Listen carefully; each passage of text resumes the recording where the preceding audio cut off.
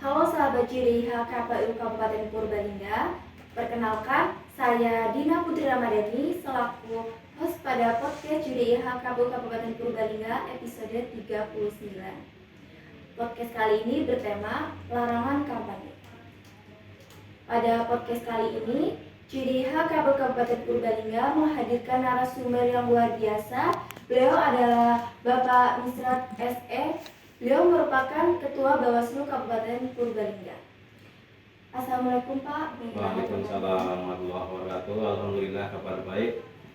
Oke Pak, sebelumnya terima kasih pada Pak Misrat sudah bersedia meluangkan waktunya untuk menjadi narasumber podcast pada episode kali ini. Baik Pak, kita langsung saja mulai pada pertanyaan pertama. Saya ingin tahu Pak, untuk larangan kampanye pada pemilihan itu apa saja ya? Oke, baik. Jadi larangan-larangan kampanye di masa tahapan pemilihan serentak tahun 2024 ini, pemilihan gubernur dan wakil gubernur untuk Jawa Tengah, serta untuk pemilihan bupati dan wakil bupati Purbalingga. Jadi larangan-larangan kampanye selama tahapan pemilihan serentak tahun 2024 ini jelas sudah ada regulasi yang mengatur, ya, baik ada undang-undang pemilihan, ada juga turunan aturannya itu yang lebih familiar kita sebenarnya PKPU. Kemudian KPU juga sudah mengeluarkan namanya PKPU nomor 13 tahun 2024 tentang pengaturan kampanye selama pemilihan serentak 2024 ini. Dari larangan-larangan yang ada itu ada berapa larangan, poin-poinnya. Kalau yang sependek yang saya tahu itu ada 11 poin, tapi akan saya rangkum, tidak saya bacakan semua. Jadi larangan-larangan selama kampanye di tahapan pemilihan serentak tahun 2024 ini yang jelas satu yang sangat krusial itu tidak boleh mempersoalkan dasar negara kita, yaitu Pancasila dan Undang-Undang Dasar Negara Republik Indonesia tahun 1945. Larangan berikutnya dalam ketika mungkin paslon atau tim kampanyenya atau tim sesnya berkampanye tidak boleh menggunakan ucapan ataupun ujaran kebencian, terus konten kampanye yang mengandung sara, yang ada unsur hoax-nya, juga dilarang menggunakan kekerasan, ya, ataupun dengan mengancam-ancam, dan tidak boleh juga memfitnah antara paslon yang satu dengan yang lain, ya, atau sesama paslon. Itu juga tidak boleh memfitnah, menghasut pemilih, ya, dalam melakukan kampanye. Dan lebih ini lagi, secara regulasi bagi paslon atau tim pemenangannya ketika melakukan kampanye harus sesuai dengan regulasi ataupun jadwal yang sudah ditetapkan oleh KPU. Itu yang artinya ketika di luar jadwal yang sudah ditetapkan oleh KPU, peserta pemilihan itu melakukan kampanye itu juga bagian dari yang dilarang, seperti itu. Nah, kampanye itu kan dilarang di tempat pendidikan Pak, tapi diperbolehkan di perguruan tinggi. Nah, ketentuan apa saja untuk berkampanye di perguruan tinggi tersebut? Baik, ya. Terkait dengan larangan di tempat pendidikan dan tempat ibadah, dan memang ada batasan untuk tempat pendidikan yang tidak boleh atau dilarang untuk melakukan kegiatan kampanye. Yang jelas itu mulai dari tingkat SLTA ke bawah itu tidak boleh untuk kegiatan kampanye. Tapi untuk perguruan tinggi memang ada pengecualian, ya. Tentunya sama pembuat regulasi sudah dipikirkan kenapa perguruan tinggi boleh untuk melakukan kegiatan kampanye. Tapi meskipun dibolehkan, ya, ada syarat-syarat untuk bisa peserta paslon atau tim pemenangannya untuk melakukan kampanye di tempat perguruan tinggi. Itu ada beberapa syarat yang jelas: mendapatkan izin dari pimpinan perguruan tinggi tersebut, ya, baik rektor ataupun dekan atau apa ini dari pimpinan. Itu yang syarat pertama, ada izin. Yang kedua, tidak boleh dilaksanakan pada jam perkuliahan, dalam hal ini hari Sabtu sampai Jumat, tidak boleh. juga dalam pelaksanaan kampanye itu tidak ada APK atau bahan kampanye yang dibawa oleh tim ses, tim pemenangan atau bahkan oleh paslon itu sendiri, karena itu di tempat pendidikan seperti itu. Itu poin-poinnya. Nah, untuk pedoman peserta pemilu dalam desain alat peraga kampanye itu maupun bahan itu pedomannya apa ya Pak?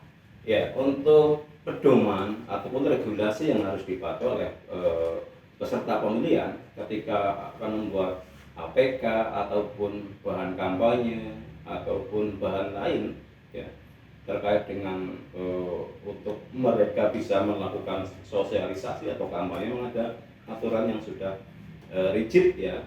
Dalam hal ini dalam PKPU 13 tahun 2024 tentang pemilihan bupati, tentang kampanye pada pemilihan gubernur dan wakil gubernur, bupati dan wakil bupati tahun 2024. Tapi oleh KPU pun ditegaskan lagi ada namanya juknis atau surat keputusan ya, yang mengatur lebih teknis terkait dengan APK atau bahan kampanye yang harus dipatuhi dan dipedomani oleh peserta pemilihan dalam ketika mau membuat ataupun mencetak bahkan memasang APK dan bahan kampanye untuk kelengkapan para peserta atau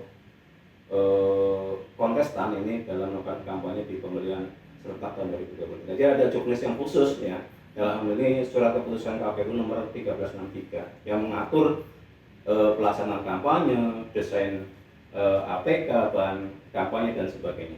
Ada juknis khususnya.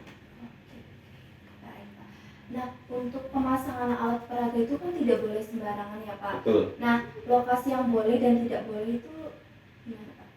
Terkait pemasangan alat peraga kampanye, di samping tadi ada PKPU 13, ada juknis atau surat keputusan 1363. Nah, secara kewilayahan, karena kita di Kabupaten Purbalingga, teman-teman KPU pun sudah membuat surat keputusan tempat dan lokasi untuk pemasangan alat peraga bagi peserta pemilihan tahun 2024 ini. Di sana disebutkan, saya tambahkan, di samping ada surat keputusan KPU, ada tadi PKPU, Purbalingga atau Kabupaten Purbalingga pun punya pedoman namanya Perda 9 tahun 2016 yang mengatur pemasangan reklam dan ataupun atribut-atribut. Nah, itu juga menjadi dasar teman-teman KPU Purbalingga dalam menentukan titik-titik atau lokasi untuk pemasangan alat peraga kampanye. Yang jelas APK itu bahan kampanye ya, itu tidak boleh dipasang di fasilitas umum ya.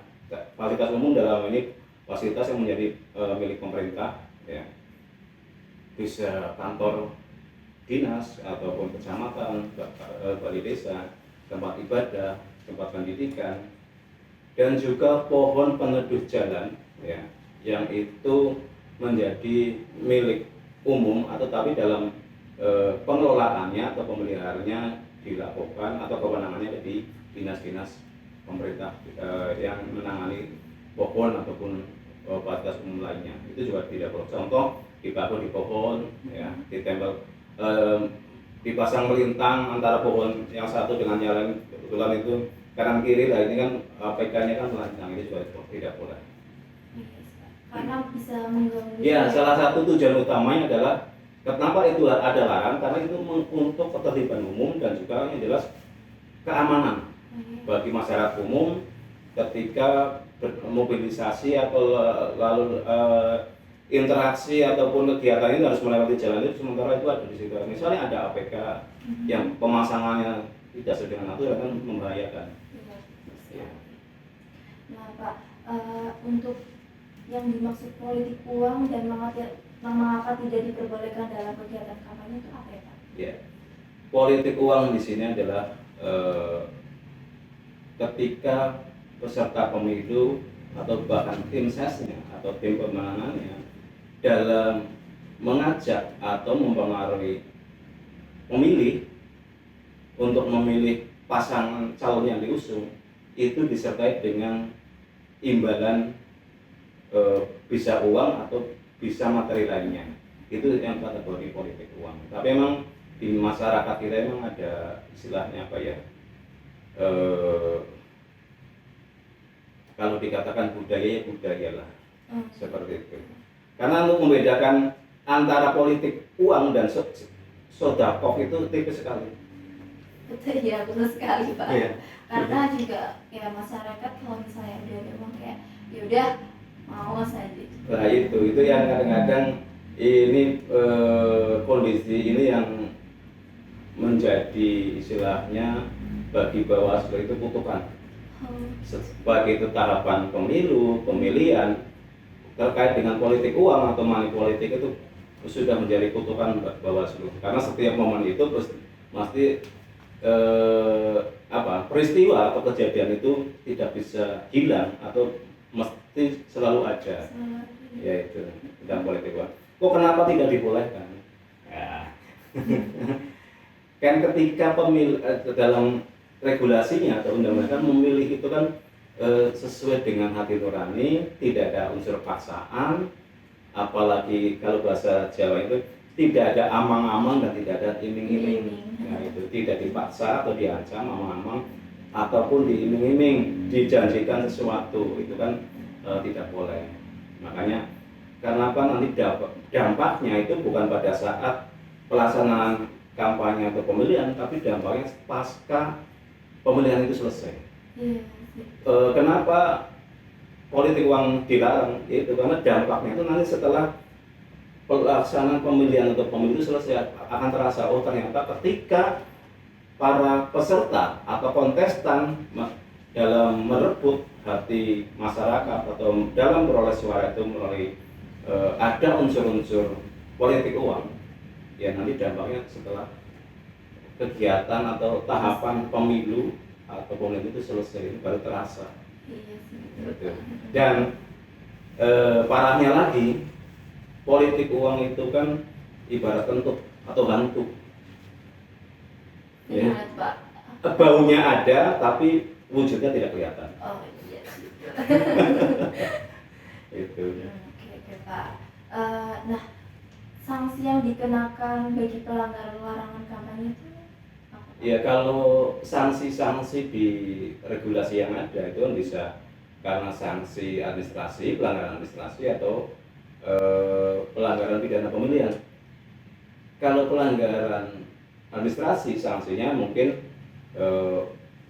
dikembalikan sesuai dengan regulasi. Contoh tadi itu masalah pada kampanye karena tidak sesuai dengan regulasi, itu namanya sanksinya karena itu pelanggaran administrasi, sanksinya untuk dibetulkan atau dipasang sesuai dengan regulasi. Tapi kalau itu pelanggaran pidana pemilihan, nah ini yang bukan sih lagi menakut-nakuti pada masyarakat atau pemilih, tapi memang kalau itu pelanggaran pemilihan itu bisa dibuktikan oleh Bawaslu melalui mekanisme kalau nanti banyak proses lah ya, benar-benar itu terjadi antara fakta dan regulasi yang ada, antara fakta dan aturan-aturan pasal-pasal yang ada itu sinkron, ya akhirnya penjara karena pidana pemilihan. Bisa kalau di pemilihan itu malah pidana material dan kurungan, di uang dan masuk hotel Prodeo ya gitu. Iya, oke, itu sanksinya itu kalau pidana pemilihan. Tapi kalau sanksi untuk pelanggaran administrasi ya paling itu dikembalikan sesuai dengan regulasi yang ada. Seperti itu. Nah, yang dimaksud untuk pengawas partisipasi dalam pelaksanaan tahapan kampanye itu apa, Pak?